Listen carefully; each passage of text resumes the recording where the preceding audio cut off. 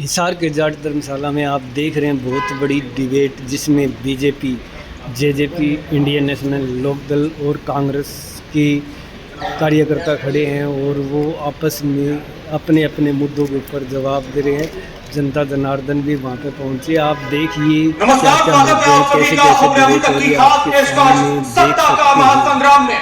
मैं हूं आपके साथ नासिर कुरैशी। इस वक्त देश का सियासी माहौल गरमाया हुआ है, लेकिन हरियाणा की अगर बात की जाए तो हरियाणा की सियासत बहुत ही दिलचस्प मोड़ से इस वक्त गुजर रही है। एक तरफ लोकसभा चुनाव का मौका है, एक तरफ लोकसभा चुनाव के लिए प्रचार प्रसार किया जा रहा है, तो दूसरी तरफ इस वक्त सरकार पर खतरा मंडरा रहा है। विपक्ष का कहना है कि सरकार अल्पमत में है, फ्लोर टेस्ट करना चाहिए। उधर सरकार का दावा है कि हमारे पास पूरे नंबर है। तो वहीं दूसरी तरफ हिसार लोकसभा क्षेत्र के अंदर चुनाव का माहौल क्या है? यहाँ के तकरीबन 17.5 लाख वोटर किसके हक में इस बार फैसला करने वाले हैं? चार पार्टियों की अगर बात की जाए तो बीजेपी ने चौधरी रणजीत सिंह को चुनाव के मैदान में उतारा है, कांग्रेस ने जयप्रकाश जेपी को चुनाव के मैदान में उतारा है, जेजेपी ने नैना चौटाला को चुनाव के मैदान में उतारा है और इनेलो ने सुनैना चौटाला को चुनाव के मैदान में उतारा है। इसके अलावा कुछ और भी प्रत्याशी हैं जो अपनी सियासी किस्मत इस चुनाव में आजमा रहे हैं। हिसार के लोगों के साथ बात करेंगे, हिसार के मुद्दों पर बात होगी। जनता के वो जनप्रतिनिधि जो जनता से वादे करते हैं, उनसे सवाल जवाब का सिलसिला शुरू होगा। हिसार के लोगों का बहुत बहुत स्वागत है। जोरदार तालियों के साथ एक बार आप सभी का बहुत बहुत शुक्रिया। आप सब यहाँ पर आए, हमारे साथ सभी खास मेहमान जुड़ चुके हैं, उनका परिचय आपके साथ में करा देता हूं और फिर चर्चा की शुरुआत करते हैं। हमारे साथ अलग अलग पार्टियों के प्रत्याशी, अलग अलग पार्टियों के जो प्रत्याशी हैं उनके प्रतिनिधि आए हुए हैं, उनका हम परिचय कराते हैं। मनदीप मलिक जी हमारे साथ हैं बीजेपी से, हमारे साथ तरुण गोयल जी हैं जेजेपी से, हमारे साथ जितेंद्र शोरान जी हैं इनेलो से और हमारे साथ अनिल मान जी हैं कांग्रेस से। बहुत बहुत स्वागत है आप सभी का। सबसे पहला सवाल, मेरी कोशिश और मेरा इरादा यह था कि मैं आपसे सवाल करता लोकसभा हिसार को लेकर कि क्या मुद्दे हैं, कितनी मजबूती के साथ चुनाव वहां पर लड़ रहे हैं। लेकिन पहला सवाल मैं आप सभी से इस बारे में करूंगा कि क्या सरकार खतरे में? हरियाणा की इस वक्त बहुत मुश्किलों में? बिल्कुल खतरे में नहीं है, सरकार बिल्कुल सेफ है। सरकार को कोई खतरा नहीं है किसी प्रकार का। विपक्ष कह रहा है कि सरकार अल्पमत में है, विश्वास खो चुकी है और इस वक्त हर घर मुद्दा अपनाया जा रहा है। विपक्ष के पास कोई मुद्दा नहीं है तो ऐसी बातें करते रहेंगे। इनका तो ये पुराना काम है, झूठ बोलना, जनता के सामने बदलाना। अनिल जी, कोई खतरा नहीं है, सरकार को बहुत सुरक्षित है सरकार नंबर्स के साथ। देखिए, ये इनकी हरदर्मी है और हर जगह इनका धक्काशाही का काम है। पूरे अगर हरियाणा में बात करें, अगर किसी से भी बात की जाएगी तो आज अल्पमत में है। बच्चा भी समझ रहा है कि इनके पास मैंडेट नहीं है। उसके बाद भी अगर इनसे बात की जाए तो ये बहुमत में, तो हमें बताइए बहुमत क्या है, और बहुमत में है तो वो साबित करे, कल अपना विधानसभा का सेशन बुला के बीच में ये अपने जो मैंडेट साबित करे। जेजेपी को लेकर क्या कहना आपका? कह रहे हैं कि हुड्डा जी आइए, मैदान में आइए, मौका दीजिए, हम तो साथ देने के लिए तैयार हैं, लेकिन उनकी नीयत में फूट नजर आ रहा है कांग्रेस की नीयत। देखिए, जेजेपी पे क्या विश्वास है? जेजेपी जब आई थी तो वो ये कह के आई थी कि हम बीजेपी को जमना पाक छोड़ेंगे, और जेजेपी की तो मंशा तो आपने देखी थी कि उन्होंने बीजेपी के खिलाफ वोट मांगा था और बीजेपी कि हम तो उसमें ट्रस्ट नहीं करते, उसमें विश्वास नहीं करते। वो दोबारा जाके बीजेपी की 2 दिन बैठे थे, वो अपने स्वार्थ की राजनीति करते। बस मजे ले रहे हैं क्या आप? ऐसे मजे ले रहे हैं कि भाई आइए हम साथ देने में तैयार हैं, सरकार को गिराएं, या फिर दिल में कुछ है जुबान पर कुछ? गवर्नर को पत्र दिया है जी, अब इनकी बारी है, बॉल इनके कोर्ट में है। हम तो गवर्नर को पत्र दिया है जी, प्लॉट उठेंगे और बीजेपी वाली मंशा देगी। जब ये कहते हैं हमारे पास बहुमत है तो सिद्ध कर दो, सिद्ध कर दो। आपका क्या कहना जितेंद्र इस बारे में? हालांकि अभय जी कह चुके कि हम भी साथ देंगे, लेकिन इस वक्त किस तरह देख रहे हैं सरकार को, विपक्ष को? यहाँ देखिए, जेजेपी का जो काम है वो लोगों को लूटने का काम है, और इनका जो काम है बीजेपी के साथ मिलकर के जो इन्होंने 4.5 साल तक प्रदेश की जनता को लूटने का काम किया है। लेकिन अब ये किन्हीं वजहों से अलग हो गए हैं, लेकिन अभी भी जेजेपी चाहती है कि हम किसी और दल के साथ मिलकर के लड़ाई करें। ऐसा इनेलो पार्टी कभी भी नहीं होने देगी। लड़ाई की बात है, राजनीति में लड़ाई। अब यहाँ पर पार्टियों के, अलग अलग पार्टियों के, सभी पार्टियों के यहाँ पर कार्यकर्ता हैं, समर्थक हैं, उनसे मुद्दों की बात करते हैं हम। सबसे पहला, किन मुद्दों पर चुनाव होना चाहिए इस बार में? क्या कुछ उठ रहे हैं? सर, मैं किसी पार्टी से संबंधित नहीं हूं, मैं एक आम कर्मचारी हूं और मेरा कहना यह है कि पार्टी कोई भी हो, मुद्दों का चुनाव करे। यहाँ सभी पार्टियों के प्रवक्ता मौजूद हैं। मैं जरा बीजेपी के प्रवक्ता से कहना चाहूंगा कि गौर फरमाएं। महाराज श्री राम जी का अभी अवतरण हुआ है, आपसे निवेदन है उस श्री राम को साक्षी मानते हुए सच्चाई और ईमानदारी के साथ जवाब दीजिएगा। आपके ठीक बगल में उस पार्टी के प्रवक्ता खड़े हैं जो मलाई खाने के लिए आपकी गोद में बैठे थे और आज निजी स्वार्थ की वजह से वो आज दूर हो गए हैं आपसे। कर्मचारी, हरियाणा का कर्मचारी, भारतवर्ष का कर्मचारी आज पेंशन विहीन है सर। इतनी योग्यताएं हैं, टेस्ट स्क्रीनिंग क्लियर करके आता है, और ये बिना योग्यता के राजनीति में आकर के पेंशन पर बात करने से बीजेपी पार्टी भाग रही है। हरियाणा का कर्मचारी इनके सामने बैठा हुआ सवाल पूछना चाह रहा है, क्यों ना हरियाणा के कर्मचारी की पेंशन बहाल कर दी जाए। बीजेपी पेंशन का एक मुद्दा आ गया, मैं जवाब दूंगा, लेकिन मैं अलग अलग पार्टियों के नेताओं से भी जान रहा हूं, तो कार्यकर्ता भी बैठे। कोई मजबूती है प्रत्याशी में, कहीं टक्कर है या फिर चुनाव के मैदान में उतरना था? हम फाइट में हैं और जीतेंगे ना, जीतेंगे। आप क्या कहेंगे? ये फाइट में लास्ट में जीतेंगे आप? सब देश हित के लिए, जो देश के लिए काम करेगा हम उसका समर्थन करते हैं। इसलिए भी आपका क्या कहना है? नाम लिखाने के लिए है मैदान में या फिर कुछ है दमदारी? भारतीय जनता पार्टी जो है वो लोगों को मुंगेरी डाल के हसीन सपने दिखाने का काम करती है, और जेजेपी पार्टी के जितने भी अधिकारी या उनके नेतागण हैं सिर्फ मलाई खाने में लगे हुए हैं। ये पिछले 4.5 साल से जमुना पार 75 बार का नारा दे करके सरकार के खिलाफ इन्होंने जाने का वादा किया था, तभी जनता ने इनको वोट दिया था, और ये सरकार की गोदी में जाकर के बैठ गए। अब जनता इनको ऐसा मजा और ऐसी धूल चटाएगी कि अब एक प्रतिक्रिया किसी कांग्रेस के प्रवक्ता से, और फिर मैं नेताओं से बात करूंगा। क्या चाह रही है जनता हिसार की? कहीं टक्कर है या फिर मोदी जी के नाम पर ही मोहर लग रही है इस बार? मोदी जी की कोई लहर नहीं है जी।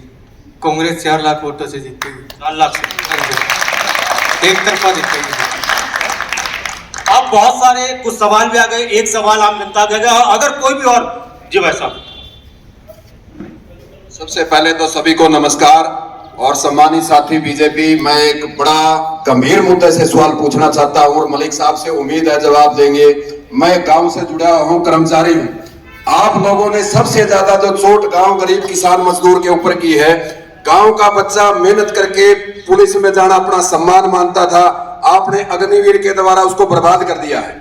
हमारे कर्मचारी लगभग 10 साल से सड़कों पर मेहनत कर रहे हैं, लाठी गोली यहां तक आंसू गैस को उन्होंने बर्दाश्त किया है, उस पर आप जवाब दें। अग्निवीर का मुद्दा गरमाया हुआ हिसार में पूरी अग्निवीर का बहुत बड़ा मुद्दा है, कर्मचारी ओपीएस बहुत बड़ा मुद्दा है। मैं इन दोनों ही सवालों से शुरुआत करना चाहता हूं। मनदीप जी एक कर। सबसे पहले अग्निवीर, ये चुनाव में गूंज रहा है, न सिर्फ हरियाणा में, पश्चिम उत्तर प्रदेश में, देश के अलग हिस्सों में, और हिसार और यहाँ के नौजवान भी सेना को लेकर बहुत ज्यादा उत्साहित रहते हैं। इस पर क्या है बीजेपी का स्टैंड? हमने पूरे देश में इस बात को लेकर के बेरोजगारी बढ़ती जा रही है, नौजवान रास्ता भटक रहा है, उस बात को लेकर के हमने जहाँ पर एक फौजी भर्ती होना था, हमने वहाँ पर 5 से 10 फौजी भर्ती के इसलिए किए ताकि उनको एक ट्रेनिंग दी जाए, वही बताएंगे, ट्रेनिंग दी जाए, और ट्रेनिंग दे करके 4 साल के बाद जितनी फौज में जरूरत है उतनी फौज में, और उसके बाद 25 लाख रुपए दे करके उनको अपना काम करने के लिए, स्वरोजगार देने के लिए हम उनको वापिस अपने काम। जी एक बार सुन लीजिए। हाँ मनदीप जी, नियत सही बता रहे हैं अपनी बीजेपी के नेता की ज्यादा से ज्यादा नौजवानों को रोजगार में इसलिए लेकर ना अग्निवीर। देखिए, अग्निवीर जो है वो देश के साथ धोखा है, सेना के साथ धोखा है। उसका रिजल्ट हमने रसिया में देख लिया है। रही बात ये रहेगी इनकी मंशा समझ में नहीं आती कि भाई अगर एक जो रोजगार जो बच्चा जो है अपनी तैयारी कर रहा है, मिलिट्री की जो तैयारी कर रहा है, हम जब लोगों को देखते थे, मनदीप जी भी इस स्पोर्ट्स से रहे, देखते थे कि सैकड़ों बच्चे सुबह जो है अपना ट्रायल सुबह प्रैक्टिस करते थे, ग्राउंड्स में आते थे, सिर्फ उनको मिलिट्री में भर्ती होना है। आज मनदीप जी बताएंगे स्पोर्ट्स में हैं कितने बच्चे सुबह जो अपने प्रैक्टिस करने आते हैं। लोगों का जो रुझान था, यूथ का जो रुझान था, वो मिलिट्री से हट चुका है अग्निवीर योजना के तहत। और इनके बहुत बड़े नेता का बयान भी आ चुका है कि इस योजना पे हम लोग विचार कर रहे हैं, शायद ये जो हमने काम लिया है वो हम लोग वापिस लेंगे। तो इन्होंने तो देश के साथ, युवाओं के साथ, और दूसरी बात मैं एक बार बात करना चाह रहा हूँ, जो मनदीप जी ने कहा कि हमने रोजगार के लिए बात करते हैं, तो इन्होंने तो ये कहा था कि 2 करोड़ नौकरियां, उस हिसाब से 20 करोड़ नौकरियां होंगी और हर घर में नौकरी। इन्होंने कहा था कि हर घर 20 करोड़, हिंदुस्तान में 20 करोड़ ही घर है, हर घर में नौकरी। मैं यहाँ बैठे जितने भी सैकड़ों लोग बैठे हैं, किसी को घर में नौकरी मिली है भाई? तो इन्होंने जो है युवाओं को बर्बाद करने का काम किया। जो अग्निवीर की बात अभी मनदीप मलिक जी ने बताई है, हरियाणा प्रदेश देश की सेना के अंदर सबसे बड़ा योगदान रखता है। मेरे सभी साथी इस चीज को मानते हैं कि हरियाणा प्रदेश अग्रणी भूमिका में रहता है देश सेवा में, और ये सबसे बड़ा छलावा हरियाणा के साथ है। अरे 4-4 साल के लिए कोई नौकरी होती है, 4 साल के बाद देश का युवा कहां जाएगा, खासकर मेरे हरियाणा का युवा कहां जाएगा जो आज इनके इस अग्निवीर के चक्कर में आज फांसी खाने को मजबूर हो गया है। इनको शर्म आनी चाहिए इस बात की कि मेरे युवाओं के साथ, युवाओं के दम पर इन्होंने अपनी सरकार बनाई थी देश और प्रदेश में। आज सबसे बड़ा जो छलावा युवाओं के साथ किया है वो भारतीय जनता पार्टी ने किया। तरुण जी, आपका क्या कहना है? जब ये योजना लागू हुई तो आप साथ में थे, अच्छी लगी होगी, अब क्या कहना है? ये योजना केंद्र सरकार ने लागू की थी, हम हरियाणा में बात लेकिन आपने विरोध किया, सांसद यार प्रदेश स्तर पर भी तो कर सकते हैं, जैसे पब्लिक करे तो आपने कोई विरोध किया? आपको सही लगती है योजना? योजना गलत है, क्या गलती? और से गंभीर मुद्दा कर्मचारियों पे एक करके रहो, कर्मचारी और ये तो इस पर आपका क्या कहना है? पूरी बात हो ना जी, पूरी बात हो ना। पेंशन स्कीम खत्म किसने की? पेंशन स्कीम खत्म किसने करी? भूपेंद्र सिंह हुड्डा की गवर्नमेंट ने, कांग्रेस की गवर्नमेंट ने खत्म करी। ये ऑन रिकॉर्ड बात है, ऑन रिकॉर्ड बात है ये। आज ये मान साहब से पूछो पेंशन स्कीम खत्म किसने की? भूपेंद्र सिंह हुड्डा की गवर्नमेंट ने खत्म की। आपको अगर सरकार में आने का कभी मौका मिलता है तो ओपीएस लागू करवाएंगे, करेंगे? ओपीएस लागू करेंगे, करवाएंगे, कभी मौका मिला तो देखो करेंगे, जब विधानसभा का मुद्दा है जब ये करेंगे। अभी तो लोकसभा का मुद्दा है। हाँ, पेंशन स्कीम खत्म की भूपेंद्र सिंह हुड्डा की गवर्नमेंट ने, ऑन रिकॉर्ड बात है। आप ये कह रहे हैं कि मिलनी चाहिए वही पेंशन स्कीम, उसी हिसाब से पेंशन मिले। पहले मैं इसको उनसे ले लेता हूँ, पहले आप पर लगाते हैं। एक मिनट। बार बार ये बात कही जाती है कि कांग्रेस ने खत्म की थी भूपेंद्र सिंह हुड्डा की सरकार ने इसको यहाँ पर खत्म किया था ओपीएस को। इस पर क्या कहेंगे आप इस वक्त आप लोगों का समर्थन हासिल करने के लिए उनके साथ में नजर आ रहे? देखिए, अटल बिहारी वाजपेयी जी के टाइम ये बात हुई थी और उन्होंने ये उस टाइम किया था और वो आगे लागू हुआ था कांग्रेस गवर्नमेंट में। मैं कहता हूँ कि एक जो योजना थी जो वो लोगों को पसंद नहीं आई, तो उसके बाद तो हम कहते तो आप लोग लागू कर दो उसको, और हमने आके राजस्थान में ये लागू की और बीजेपी ने आते ही उसको बंद किया। हम तो चाहते हैं कि ओपीएस स्कीम आए, होती है सरकारों में समझ ट्रेंड है। हम लोग हरियाणा में ओपीएस स्कीम जो है हम लोग आएंगे और हम लोग इसको लागू करेंगे और इसको लागू करेंगे। जहां तक इंडियन नेशनल लोकदल पार्टी की बात है, ओपीएस जो स्कीम है उसको इंडियन लोकदल पार्टी ने कहा है कि हम इसको लागू करेंगे। और जहां पेंशन की बात होती है, जहां पे आज चौधरी देवीलाल जी ने जब उनकी सरकार बनी थी पहली बार, उन्होंने 100 रुपए बुढ़ापा पेंशन शुरू की थी। क्या कभी किसी प्रदेश के बुजुर्ग ने सोचा था कि बिना नौकरी के भी कोई पेंशन मिल सकती है, जिसको हमारे ताऊ देवीलाल जी ने लागू किया, जो प्रदेश ही नहीं अभी तो पूरे दुनिया में मशहूर हुई है कि वे बिना पेंशन के, बिना नौकरी के भी किसी को पेंशन मिल सकती है। मनदीप जी, क्या विचार है सरकार का बीजेपी का ओपीएस को लेकर? हमारी पार्टी का जो कैंडिडेट है वो ताऊ देवीलाल का खून बेटा ही है। ये जो नारे लगा रहे हैं ना, गला संभल के करो, और जो ना ये बात सिर्फ यहाँ रोड़ा मचल हर कार्यकर्ता हमारे बैठे हैं, हम कह करके लाए थे, सबकी बात सुने, किसी का आपने आवाज नहीं करनी। यहाँ पर ये जो उलझन मचा रखे, ये डिबेट नहीं है। एक बात ये इकट्ठा टोल गिरोह ला रखा, मुझे लगता है इनको ये नहीं पता कि डिबेट में बैठना कैसे चाहिए। ये बात सुनने की कोशिश नहीं करते। ये देश चुनाव का है, ये चुनाव देश का है, ये चुनाव देश का है। ये यहाँ की बात करते हैं, ये हिंदुस्तान की क्यों नहीं बात करते? हिंदुस्तान संसार का सबसे बड़ा ताकतवर देश कब बना है? 2014 के बाद नरेंद्र मोदी के नेतृत्व में बना है। ये इस बात से क्यों नहीं अपने देश से फख्र करते? ये इस बात से क्यों नहीं करते? आज नरेंद्र मोदी दुनिया में जाता है, चाहे ऑस्ट्रेलिया हो चाहे अमेरिका हो, वो उसकी तरफ देखती है। ये अपने आज हमारा देश जो पहले भिक्षुकों का देश कहलाता था, कांग्रेस की सरकार होती थी उस टाइम में, कहाँ गए थे कांग्रेस के लोग जब प्रधानमंत्रियों के कपड़े उतरा करके वहां पर तलाशी लेते थे? आज नरेंद्र मोदी जाता है, किस प्रधानमंत्री के कपड़े बताओ, किस प्रधानमंत्री कपड़े उतरवा कर तलाशी ली गई बताइए? आपके रक्षा मंत्री गए थे, जो प्रधानमंत्री कौन था जिसके कपड़े उतरवा गए थे? उनके नुमाइंदे थे वो। जब यहाँ देश का कोई मंत्री जाता है, देश के प्रधानमंत्री का नुमाइंदा। आप ये कह रहे हैं कि 2014 के बाद ही भारत को दुनिया में पहचान मिली है, वरना इससे पहले भारत की कोई पहचान नहीं। पहचान तो थी, लेकिन पहचान हमारी बड़ी कमजोर पहचान थी। 2014 के बाद लाल कारपेट अमेरिका के राष्ट्रपति ने बिछाया तो देश के प्रधानमंत्री के लिए बिछाया। एक मिनट, कार्यकर्ता किस तरह से हमारे कार्यकर्ताओं को धमकाने का काम करने आदरणीय मनदीप जी, वो कति ऐसा भी नहीं है, कार्यकर्ता इनके बैठे हैं, हाँ वो कर सकते हैं, अपनी पार्टी का बोलने के लिए नहीं है, वो बोलेंगे क्या? हमारे एक कार्यकर्ता अभय सिंह है, अभय सिंह सत्य इसलिए सत्य। ये एक बड़ी बात इन्होंने बोली, बीजेपी के कार्यकर्ताओं को बोलने के लिए बोलेंगे भाई भ्रष्टाचार मुक्त सरकार, फ्री में नौकरी की नौकरी दिया सजा क्या बात करते हो? क्या बात करते हो तुम्हें?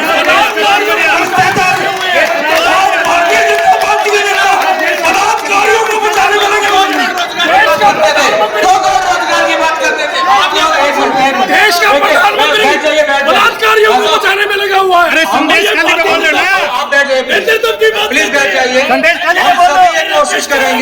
हम सभी ये कोशिश करेंगे कि मुद्दों पर बात हो। ये शोर शराबा थोड़ा बहुत होता है। ये कह रहे हैं कि बलात्कारियों को बचाने की बात करते हैं। आप एक बात बताइए, जिनका इन्होंने समर्थन लिया, इंडिया गठबंधन में जिनको साथ लिया, वो संदेश खाली पे क्यों नहीं बात करते? संदेश खाली पे बात करो ना, कितने बलात्कार हुए वहां पे? बोले अब बोलती बंद हो जाएगी, अब नहीं बोलेंगे। विकास की बात करो, मुद्दों की बात करो। आज आप सड़क देखें, रेल देखें, हवाई जहाज देखें, शिक्षा देखें, सब जगह भारत नंबर 1 पे चल रहा है। अब मैं जवाब दे देता हूँ। अब एक एक करके मैं आप लोगों के पास भी आऊंगा। पहले इनसे भाई साहब को पूछूंगा। भाई साहब, अनिल जी, एक एक करके देश की बात करते हैं, देश का चुनाव, लेकिन चुनाव में मुद्दे स्थानीय भी होते हैं।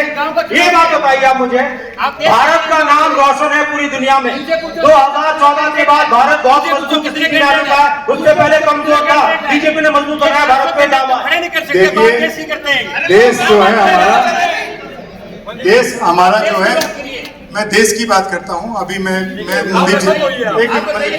मनदीप जी एक मिनट, मनदीप जी रुकिए, मनदीप जी एक मिनट, मनदीप जी बात सुनिए भाई, रुको, सुनो भाई,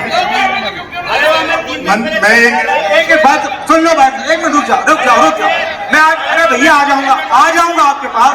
एक बार इनकी बात तो सुन लो ना, मेहमान है सारे, ये भी आप लोगों के प्रतिनिधि हैं, इनकी बात सुनो, मैं आ रहा हूँ आपके पास। मैं मनदीप जी से एक बात कहना चाह रहा हूँ। अरे सुनो, मनदीप जी से एक बात पूछना चाह रहा हूँ।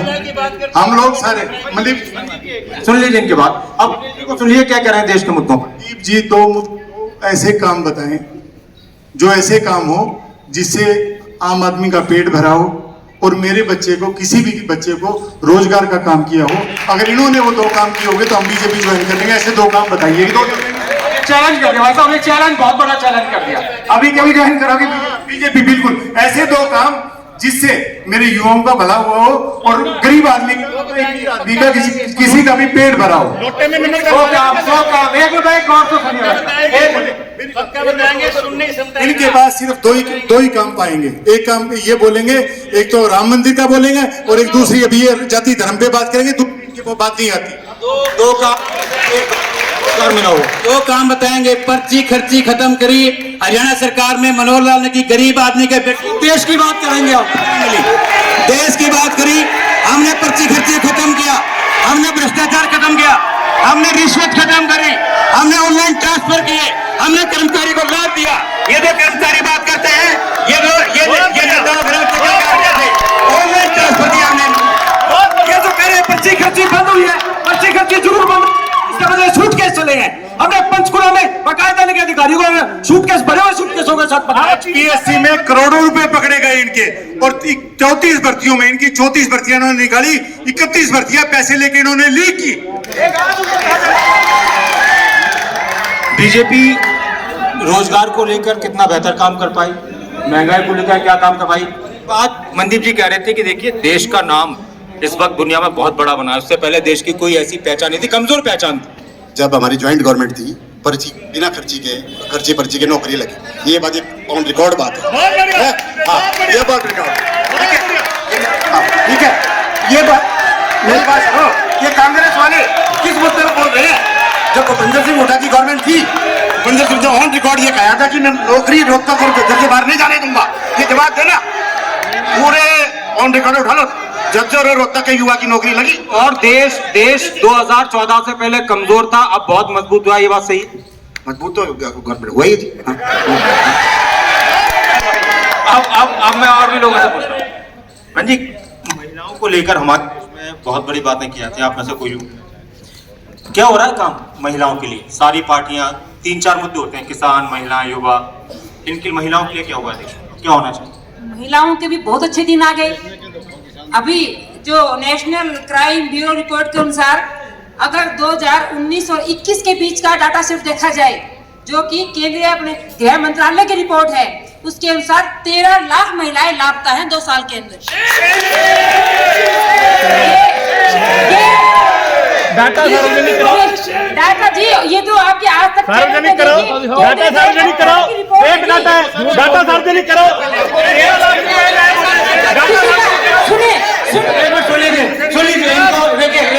इनकी बात सुन लीजिए, मैं जवाब ले लूंगा। उनकी अपनी राय, उनकी अपनी। दूसरी बात सुनिए, हमें कहा गया अच्छे दिन है। आज एक माता होने के, एक नारी होने के नाते आज मुझे चिंता है मेरी बेटियों की। जब मुझे ऐसी खबरें सुनने को मिलती है, मुझे चिंता है जब मेरी बेटियों को मैं खेल में भेजती हूँ और खेल में शोषण होता है मेरी बेटियों का।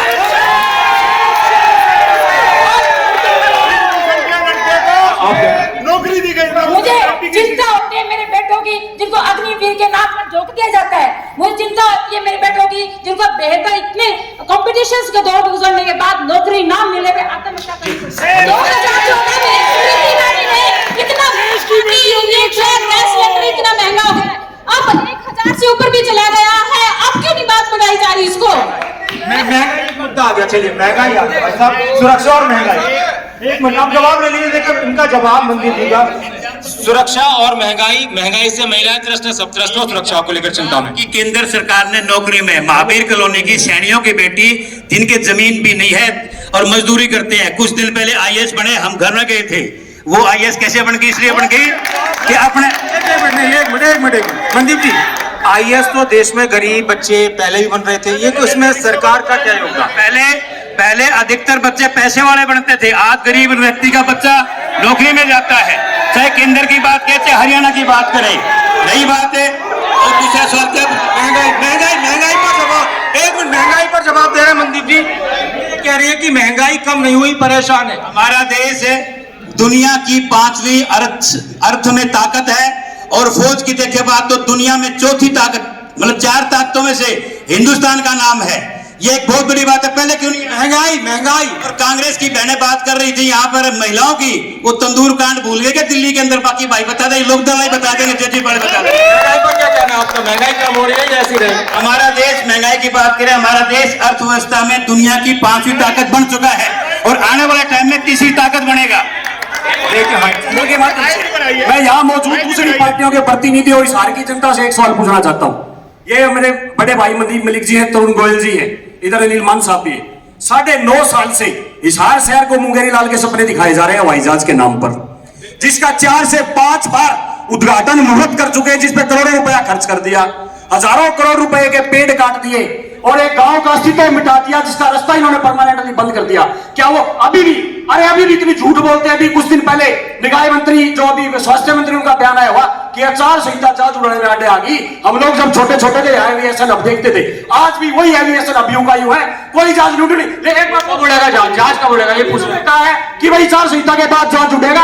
आज हमें लिख के दे दे कि इस तारीख को जहाज उड़ेगा, हम आज सभी बीजेपी। एक सवाल आ गया, जहाज कब उड़ेगा? अब आप देखिए, मैं जो महंगाई का तो मुद्दा है, मैं एक मुद्दा मेरी बहन ने उठाया था, उस मुद्दे पे मैं बात करना चाहता हूँ। सुरक्षा बनी, महिला सुरक्षा पे मैं कहता हूँ मनदीप जी से मेरा एक सवाल है।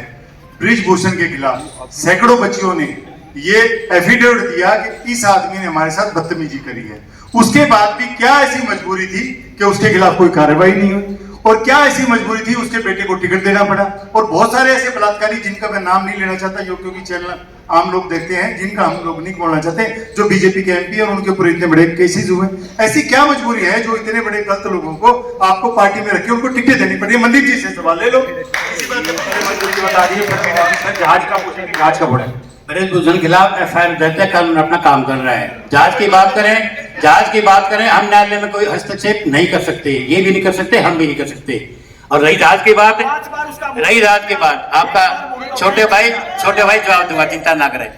जहाज की बात करें, हिंदुस्तान नहीं, एशिया का सबसे बड़ा एयरपोर्ट 7200 एकड़ उसके नाम जमीन हो चुकी है। कोई भी चीज बनती है उसका धीरे धीरे काम होता है। आज वहां पर हजारों करोड़ की पट्टी बन चुकी है।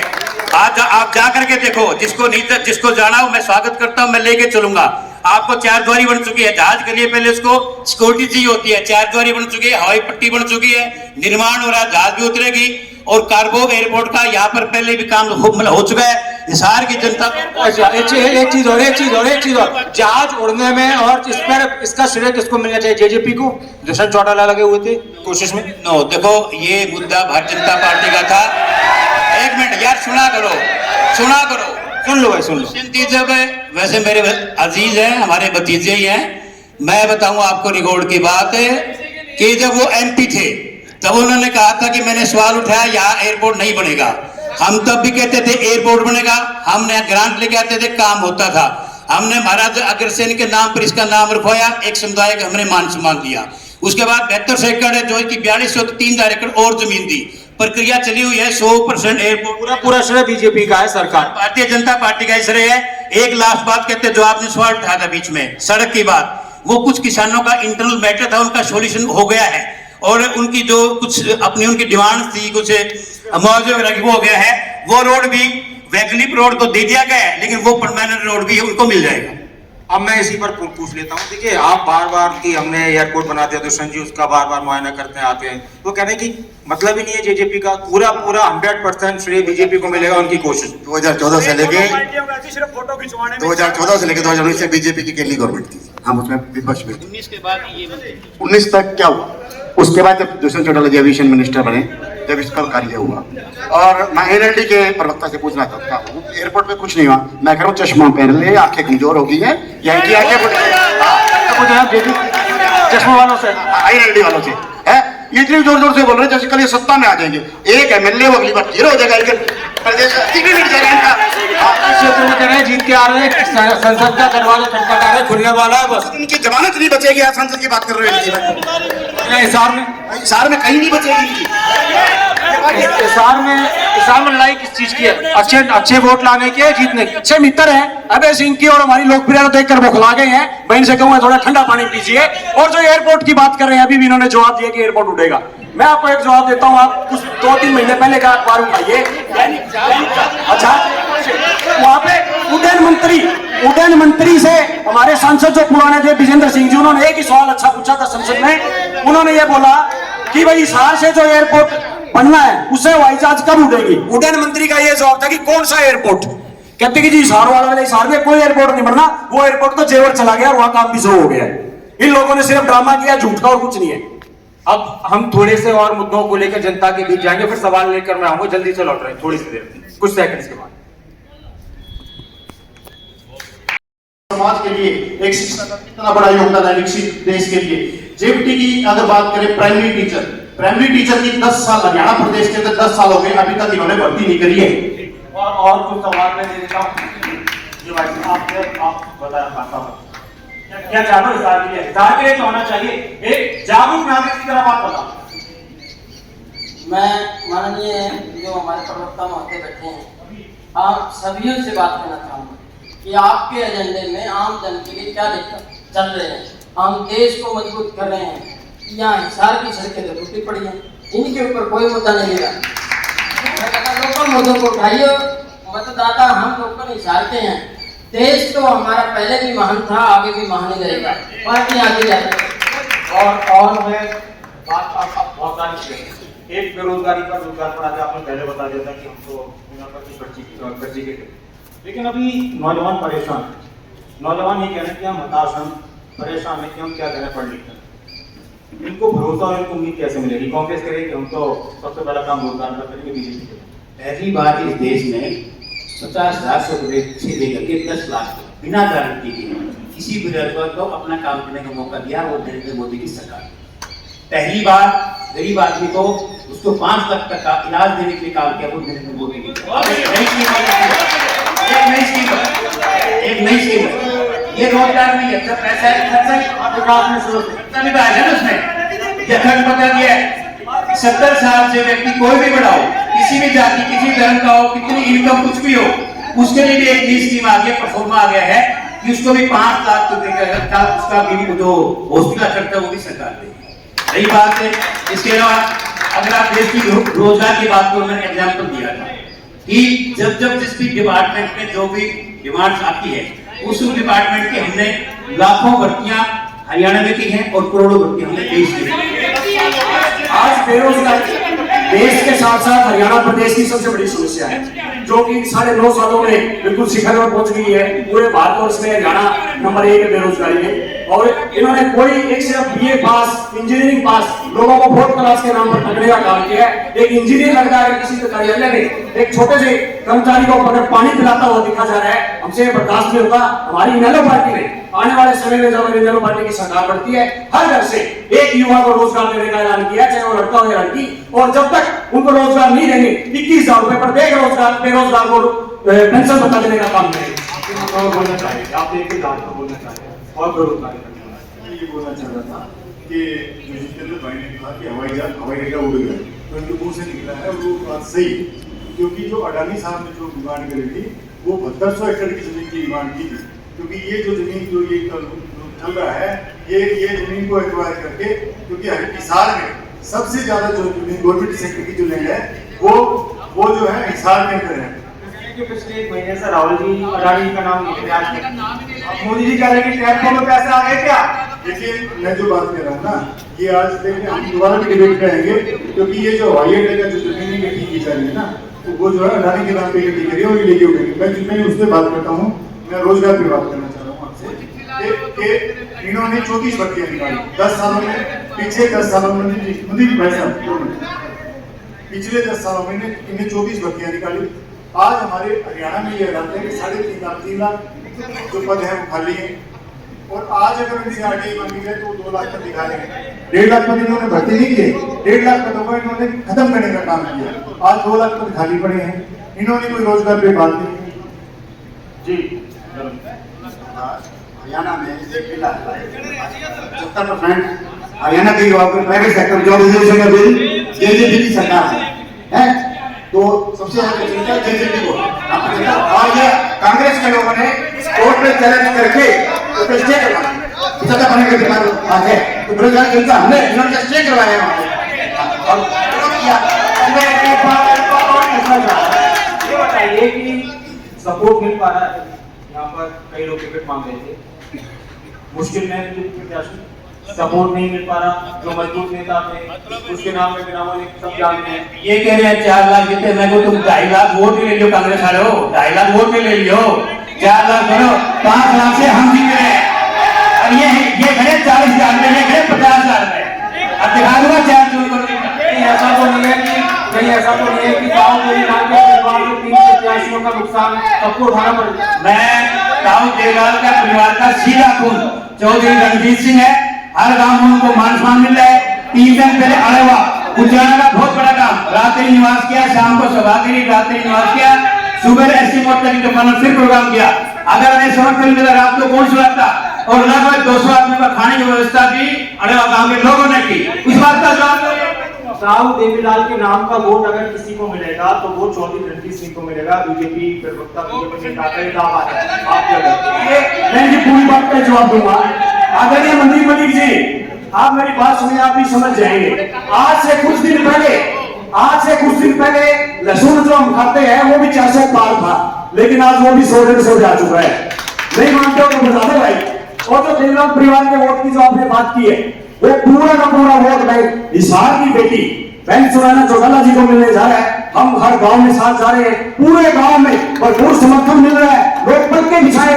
नैना जी भी हिसार की बेटी, देखिए मानते हैं वो भी आदमपुर की बेटी है, लेकिन जेजेपी वो भी हिसार के, और हरियाणा के बेटे, नहीं हरियाणा के बेटे तो हम भी हरियाणा के, हमको उनसे बात नहीं है, लेकिन अभी लोग जो कहते हैं हमारे लोग तो गोरखपुर की बेटी है, उनका गाँव आता है, यही से पूरी उन्होंने शिक्षा ग्रहण की है, पढ़ी लिखी है, हर गेम में अव्वल रही है, एनसीसी की बेस्ट कैडेट रही है।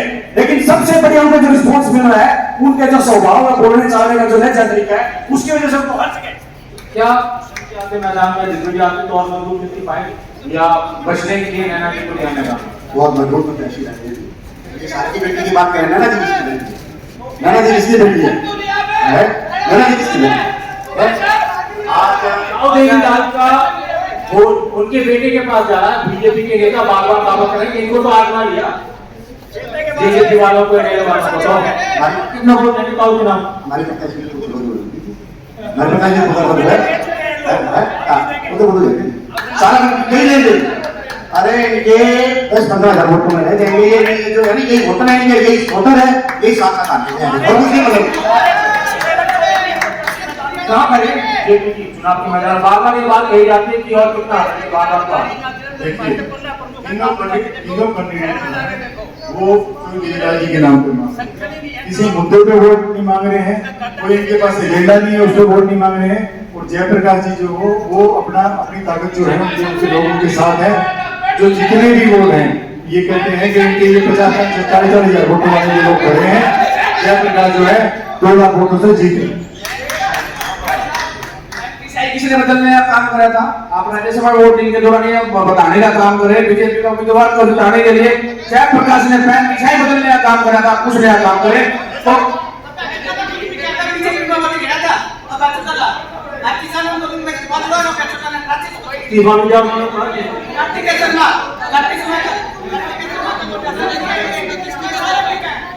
दूसरे आगे सत्या आपने तो इस्तीफा दिया। इनमें तीनों के पास किसी की पार्टी की नीति को नहीं, सारे देवलाल के नाम पर आगे सत्या अगर किसानों के लिए इस्तीफा दिया। मैं बीजेपी जैसे वाले नेताओं से पूछना चाहता हूँ, अगर उन्होंने काम किया तो गाँव में क्यों नहीं घुसने देते? मुझे बताने का काम कार्यकर्ता से पूछते तो ये कह रहे हैं कि बीजेपी के नेताओं को लोग गाँव में नहीं घुसने दे रहे अगर काम किया तो। ऐसा है बीजेपी को छोड़िए, कांग्रेस और इनेलो के प्रवक्ता भी आपके सामने बीजेपी ज्वाइन करने की बात करें। अरे दिल में इतनी ललक है भारतीय जनता पार्टी में आने के, आपके सामने प्रत्यक्ष को प्रमाण की आवश्यकता नहीं है। और दूसरी बात, अभी जब भाई साहब ने कांग्रेस के प्रवक्ता ने भी एक बात करी कि लहसुन 400 रुपए किलो था और आज 100 रुपए किलो बिक रहा है, इनका भी है। अब मैं आपको एक बात बता दूं, भाई साहब कांग्रेस के प्रवक्ता हमारे बड़े भाई हैं। 1984 में इंदिरा गांधी के कत्ल के बाद 404 सीटें कांग्रेस ने जीती थी, आज वो भी 100 के नीचे है, तो क्या कांग्रेस भी लहसुन है क्या? अच्छा एक बात बताइए, एक मिनट, एक सवाल, जो 400 पार का नारा था जिसको लेकर बार बार दावा किया जा रहा था, कह रहे हैं कि वो अब दूर हो चुका है, अब तो सरकार बनाने के संघर्ष करना पड़ेगा। नारा था नहीं, नारा है 400 पास है। 10 सीट तो ये बताओ हरियाणा को लड़ा है, ये बताओ। अब 445 ये बताओ, इनका कैंडिडेट नहीं है, ये सरकार कैसे बनाए? कमाल है। कांग्रेस के नेता कह रहे हैं कि कांग्रेस के नेताओं को दूसरी पार्टी के नेताओं को उधार लेकर बीजेपी में लाना पड़ा। प्रदेश में अमेठी 2 बार छोड़कर तो राहुल गांधी भाग गया, ईवो वाइटनर छोड़ के ड्राइव रैली में आ गया। ये भाषे घूम रहे हैं, एमपी कैसे बने, वहां कैसे रहे, क्या देश की ये 50 सीट से कांग्रेस ऊपर नहीं जा रही है, लिख के दे रहा हूँ आप 50 के लिए संघर्ष कर रहे हैं, 50 के लिए। देखिए बीजेपी हताश है और इसका जो उदाहरण है प्रधानमंत्री के बयान है, जो इतनी निम्न स्तर का जो बयान दे रहे हैं। रही बात ये इनकी हताश नहीं होते तो प्रधान जी ऐसे कंधे बयान नहीं देते। दूसरी बात ये है कि हिसार में इनके हालात ये हैं कि लोग इनको गांव में नहीं घुसने दे रहे। हिसार में नहीं, पूरे हरियाणा में। खट्टर साहब खुद आ रहे हैं, इनके इलेक्शन करनाल में इलेक्शन आ रहे हैं, हमारे दीपांशु बुद्धराजा के सामने वो घुटने टेक चुके, गाँव में नहीं घुस रहे। जो भी पीछे एक भाई बोल रहे थे कि भाई ये देवीलाल के नाम का वोट मांग रहे हैं, वो कांग्रेस से थे शायद भाई है। मैंने कहा जयप्रकाश भी देवीलाल के नाम से ही वोट मांग रहा है। देवीलाल जी शख्सियत ही वो थे कि जिन्होंने हरियाणा प्रदेश का निर्माण किया है, उनके नाम पर वो वोट मांग रहे हैं। और जो कह रहे हैं जेजेपी देवीलाल का वोट मांगते थे, कहते मैं भी देवीलाल का नाम का मांगा।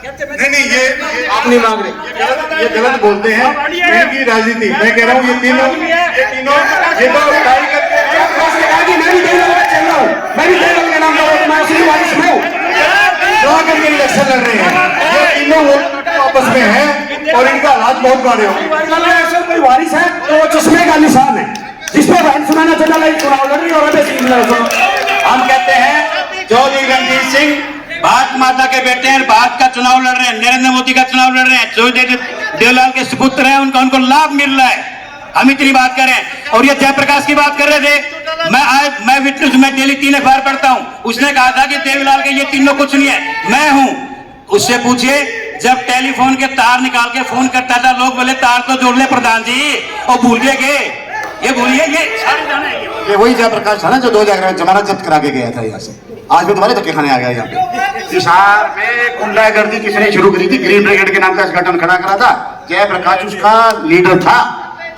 आज ये गुंडागर्दी की बात करते हैं या कानून व्यवस्था की बात करते हैं? बहुत बढ़िया, बहुत बढ़िया। देखिए मैं आपको एक बात आपके माध्यम से हमारे सभी लोगों को बताना चाह रहा हूँ, आज आस्ते अभी तीनों इकट्ठे भी होंगे। मैं जो अभय चौटाला जी की बात कर रहा हूँ, 2010 के बाद अभय चौटाला के जितने भी इलेक्शन हुए, चाहे वो राज्यसभा के हो, जितने भी इलेक्शन जब भी हो, उनमें अभय चौटाला ने वोट किसको दिया? बीजेपी को दिया है, बीजेपी के खिलाफ दिया? आप ये बताइए। आपका जवाब देने से पहले मैं जो हमारे कार्यकर्ता ने आपसे जवाब पूछा था, आप उसका जवाब दीजिए। शाही बदलने का काम किसने किया? शाही बदलने का काम किसने किया? अभय चौटाला ने पिछले 10 साल में वोट किसको दिया? ये जवाब दे दीजिए। अभय सिंह जी की आप क्या रीस करेंगे, जिन्होंने 750 किसानों की शहादत का बदला लेने के लिए अपनी कुर्सी का त्याग कर दिया? कुछ नहीं सिखा रहा हूँ, तो वैसे बातें कर रहे थे कि फिर आप सीधे होकर आप जवाब दें, ऐसे मैं सिखा दिया, अब तू सीखेगा मेरी बात। ये इनेलो प्रवक्ता है, लेकिन सच्चाई छुप नहीं सकती है। कांग्रेस कैंडिडेट के बारे में और कांग्रेस के बारे में आकाश खा के, पाताल खा के, वहां पर तंदूरी कांड कर दिया, पता नहीं क्या क्यों मेरे मुंह से कहा रहे हो। और आज कांग्रेस इनके पास कैंडिडेट है, ये खुद भी कैंडिडेट थे, इनको क्यों नहीं टिकट मिली? वो तो कहां से ले आए थे? वो सिर्फ इसलिए कि गुंडागर्दी के लिए चुनाव जीतने का जमाना बदल चुका है, गुंडागर्दी करने का वो वक्त बदल चुका है। आज वोट के। अच्छा एक बात बताइए तरुण जी, आप लोगों को इस चुनाव में इस बात का नुकसान तो नहीं उठाना पड़ेगा कि आपने बीजेपी का साथ दिया था विधायक के चुनाव में, जब लोग विधानसभा का चुनाव हुआ था लोगों ने आपको बीजेपी के खिलाफ वोट दिया था, इसका खामियाजा उठाना पड़ रहा है, नुकसान उठाना पड़ रहा है? ऐसा जी, हमारे उप मुख्यमंत्री जी चौधरी दुष्यंत जी, उन्होंने इतने कार्य करे हैं, हमको उनका फायदा मिलेगा बीजेपी का। और दूसरी बात, कांग्रेस में इतने गुट है, मैं खुद रखता हूँ प्रवक्ता महोदय को, 1 गुट वहाँ है, 3 गुट गए है, ये जितने नहीं गए चुनाव, इनका चुनाव ही नहीं ट्रेंड कर रहा, प्रमुख नेता प्रचार से ही गए, गुटबाजी इतनी है पूछो मत। अब कुछ लोग सर मैं ये कहना चाहता हूं, यहाँ सभी प्रवक्ता अपने अपने लोग लेके आके वोटिंग करवा रहे हैं सर। पढ़े लिखे नौजवान साथी बैठे हैं, महिलाएं बैठी हैं, सटीक सवाल भाजपा से पूछे, भाजपा के प्रवक्ता ने एक भी सवाल का सीधा जवाब नहीं दिया, गोल गोल घुमा गए। मुद्दों की बात करें, जवाब दें, रोजगार की बात करें, पर्ची खर्ची 10 बार रिपीट कर दिया। हम उन बातों पे नहीं जाते, कर्मचारी हैं। मानना पर्ची खर्ची के मैं नौकरी मिली है सर, मैं उन बातों पे जा नहीं रहा, ये पॉलिटिकल बातें हैं। मैं ये कहना चाह रहा हूं, जितनी वैकेंसियां भरी जा रही हैं, ये सारी जनता गवाह HKRN नामक बीमारी से कच्ची नौकरियां देने का काम ये सरकार कर रही है। और जिनको नौकरियां देती, पेंशन के ऊपर देख लो, अगर अब तक जुबान उठी हो तो, कर्मचारी की पुरानी पेंशन क्यों नहीं? भाजपा के प्रवक्ता मनदीप जी कौन साहब, भाजपा के प्रवक्ता के नाते आपको जिम्मेदारी के साथ, मैंने पहले आपसे कहा था सर सुन लीजिए, सवाल सुनने पड़ेंगे, आप सरकार के नुमाइंदे हो, उस श्री राम को साक्षी मान करके बता दीजिए मनोहर लाल खट्टर की कितनी पेंशन है, बता दीजिए नरेंद्र मोदी की कितनी पेंशन है, बता दीजिए की पेंशन कितनी है तो आपको सीधा। आज श्री राम की बात करते हो, मंदिर किसने बनाया? 1870 किसने तोड़ी? आज आपके ट्रांसफर, आप पे आता हूं, आज आपकी ट्रांसफर, अरे आपकी ट्रांसफर को ऑनलाइन किसने किया? आपने तो धक्के खाते पैसे लिए फिरते थे, ऑनलाइन ट्रांसफर किसने की? शिक्षा के अपने दम के ऊपर नौकरी किसने दी? वो भारतीय जनता पार्टी ने दी। आप इस देश के चुनाव में कौन सा चुनाव लड़ना चाहते हैं तो नहीं होगा। आज हिंदुस्तान का नागरिक, हिंदुस्तान का मतदाता हिंदुस्तान के लोकसभा के लिए और नरेंद्र मोदी को प्रधानमंत्री बनाने के लिए वोट डालने जा रहा है। आप गांव की बात मत कीजिए, आप देश की बात कीजिए, हिंदुस्तान की बात कीजिए, भारत की बात कीजिए, इंडिया की बात मत किया। ये लोगों के आगे झूठ बोलते बोलते इतने परिपक्व हो गए हैं कि खुद को भी ये राम का नाम लेते लेते खुद को राम से बड़ा समझने लगे हैं। आपने पिछले दिनों का पोस्टर देखा होगा, राम जी की फोटो इतनी बड़ी और मोदी जी की इतनी बड़ी, मोदी जी उनकी उंगली पकड़ के ला रहे हैं। क्या ये इतने बड़े समझने लगे कि राम को भी उंगली पकड़ के लेकर आ रहे हैं? अरे राम तो सबके लिए है, सबके राम है, क्या ये उंगली पकड़ के राम को लेके आएंगे? राम हम सबके दिलों में है। देखिए एक मिनट राम सर मैं मलिक साहब से एक बात पूछना चाहता हूँ। एक तरफ तो कह रहे हैं कि हमारा देश 5वीं बड़ी अर्थव्यवस्था है और एक तरफ कहते हैं कि पुरानी पेंशन देने से देश कंगाल हो जाएगा। इसका अर्थ समझ में नहीं आ रहा है कि 5वीं अर्थव्यवस्था का भी जुमला हमें जुमला लग रहा है। पार्टी, चारों पार्टी के प्रवक्ता यहाँ बैठे हैं, हम पूछना चाहते हैं क्या ओपीएस इनको कर्मचारी की पुरानी पेंशन इनको बाहर लगती है? क्या एमपी और एमएलए को पेंशन मिलनी चाहिए? इनकी बंद नहीं होनी चाहिए पेंशन? इसी पे सवाल पुरानी पेंशन की ये लोग कह रहे हैं फाइनेंशियली रूप से इंडिया स्ट्रॉन्ग हो रहा है, तो ये करेंसी ने नीचे कैसे जा रही है? मलिक साहब बताइए आप। से मांग लो 5 नहीं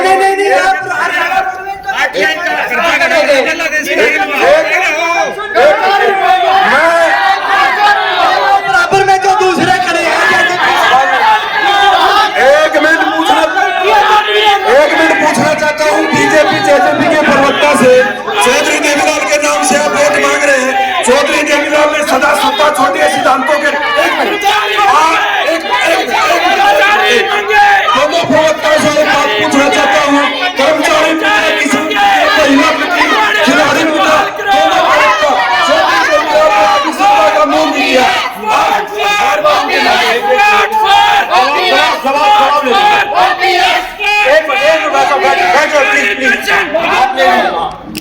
ऐसा है जी, मैं स्वर्गीय चौधरी किताब सिंह मलिक का बेटा हूँ, हरियाणा कर्मचारी महासंघ प्रदेश के अध्यक्ष हैं। सैकड़ों बार जेल में गए, इंक्रीमेंटें करी, आज भी उनकी पेंशन का हम नुकसान उठा रहे हैं। कर्मचारी की बात करते हैं, जितना कर्मचारी हमारे परिवार ने उठाया, किसी ने उठाया। जो एक कर्मचारी को हमने बेनिफिट दिए हैं, मैंने देखा था मेरे पिताजी के टाइम में वो स्कूल मास्टर थे, हेडमास्टर थे, कैसे एमएलए एमपीओ के और मंत्रियों के ठोकरे खाते थे, साल की 11 महीने की तनख्वाह लेते थे, 1 महीने की रिश्वत देते थे, पहले ट्रांसफर करो फिर उसकी एंटीबिटी करो, ऑनलाइन किया, ये कहीं नहीं आते, घर बैठ के अपना इनका रजिस्ट्रेशन मिलता है। हरियाणा प्रदेश के सब कर्मचारी ऑनलाइन जो हमने किए हैं मेरे को खूब मिलते हैं, सब हमारा धन्यवाद करें भाई साहब, जो हमारा पंडा छुड़वा दिया। आप क्या बात करते हो, आपकी तो जो बात फायदा है उसकी नहीं बहन जी, जो आपको लाभ मिला है उसकी आप क्यों नहीं करते? जो आपको लाभ मिला है ऑनलाइन ट्रांसफर करी है, बिना खर्चे पर्चे की नौकरी दी है।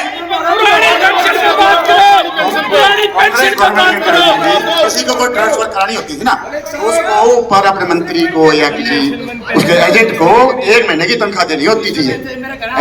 ये जजपा और भाजपा की सरकार ने बंद की। ऑनलाइन क्या एक बार फिर उम्मीद है जजपा और भाजपा की अच्छी सरकार बनने की? नहीं, आपकी जजपा की अलग से पूरी सरकार। जरूरत पड़ गई बीजेपी को, साथ तो निभाओगे? हम अलग सरकार, हम अलग सरकार। अगर जरूरत पड़ गई तो फिर? बिल्कुल नहीं। अगर जरूरत पड़ गई तो जजपा का सपोर्ट लिया जाएगा, नहीं लिया जाएगा? अगर कोई ये पेंशन का मैटर है, मैंने लिख रखा है और आपके पूर्व प्रधानों से मैंने यहाँ डिस्कस भी कर लिया था। आप क्या चाहते हो? मैं इस बात से कह सकता हूँ कि माननीय मुख्यमंत्री के थ्रू हम आपकी बातों रखवाने का पूरा प्रयास करेंगे। कमेटी बनाई। मैं भाइयों की ओपीएस की मांग का समर्थन करता हूँ, लेकिन साथ ही उनको भी एक जवाब देता हूँ। इन्होंने रेल बेच दी, तेल बेच दिया, जहाज बेच दी और नहीं तो फौज बेच दी, वो पेंशन कहां से देंगे? इसलिए कह रहा हूँ इनको भगा दो, ओपीएस बहाल हो जाएगी।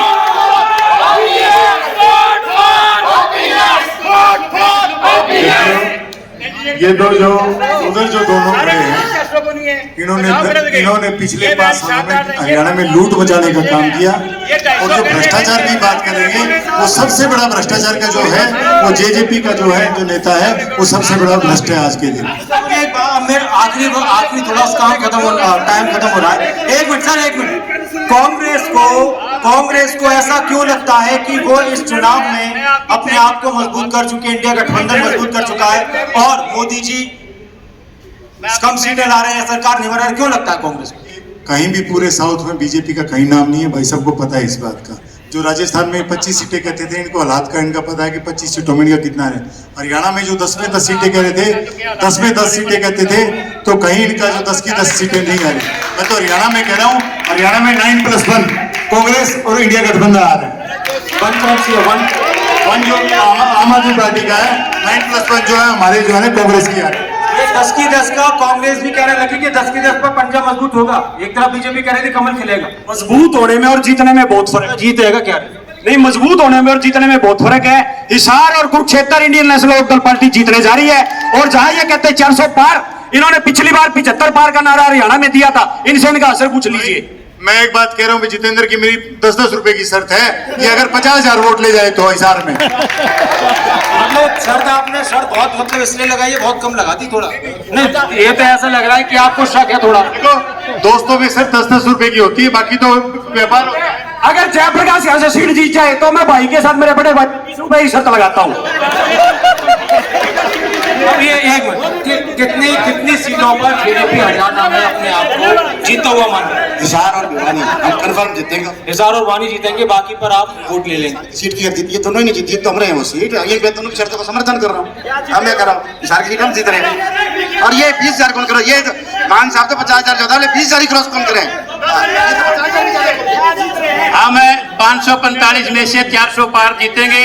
हमारे पूरे देश में कैंडिडेट खड़े हैं, इन तीनों पार्टियों के पूरे 220-25 कैंडिडेट खड़े हैं। अरे 282 तो वैसे चाहिए, तारे कैंडिडेट कौन खड़े? 282 तो कहां से जीतोगे? 75 पार वाली बात कुछ भी। अब इस वक्त मैं आपको एक और खबर बता दूं। इस वक्त मैं आपको बता दूं कि लगातार इस वक्त हरियाणा के अंदर एक अलग तरह का सियासी माहौल गरमाया हुआ है। सरकार को लेकर विपक्ष का कहना है कि सरकार हुकूमत में विश्वास खो बैठी है। कांग्रेस ने राज्यपाल से वक्त मांगा है कि सरकार अपना बहुमत साबित करे। विधानसभा के अंदर सरकार के पास विश्वास मत नहीं है, नंबर नहीं है, और इस सरकार को बर्खास्त किया जाए। सरकार को गिरा दिया जाए, गिराने के लिए इस तरह की सारी चीजें चल रही हैं। इस पर एक सवाल मैं आपसे फिर ले लेता हूं कि मुश्किल में है इस वक्त आपकी सरकार पूरी तरह से, अब जो चुनाव का फायदा थोड़ा सा मिल पा रहा है इस वजह से बची हुई है। बात बताऊंगा, एक तो कहते 10 जीतेंगे, हम 11 जीतेंगे, ये विधानसभा तो हर पहले ही छोड़ गए, एक तो धन्यवाद जी, हम 11 जीत रहे हैं, एक विधानसभा 10 लोकसभा। रही बात है नंबर, हमारे पास पूरा नंबर ऑफ मेजोरिटी के लिए एमएलए हैं, इन दोनों का ये आपस में फुटबॉल खेल रहे हैं, वो उसके गेंद मार रहा है, उसे गेंद मार रहा है। अरे जा करके आ जाना इसमें, हाउस में चुनाव के बाद है, दिखा देंगे हम 50 से ज्यादा एमएलए हमारे। क्या इस चीज के साथ थोड़ा सा आप लोगों को समर्थन मिल जाएगा, लोगों की नाराजगी कम हो जाएगी जो इस वक्त आप कांग्रेस पर वार कर रहे हैं? 12 मार्च को हम सरकार से अलग हुए तो INLD के चौधरी अजमेर सिंह चौटाला का बयान आया था कि मैं भाजपा का समर्थन करूंगा, इस बात का चिंतन दीजिए, जवाब दे। ये बयान दिया था में भाजपा का समर्थन, ये बात है, ये भाजपा का समर्थन करते, बी टीम है भाजपा की, बी टीम हो इनेलो भाजपा की। इसका एक मिनट इसका जो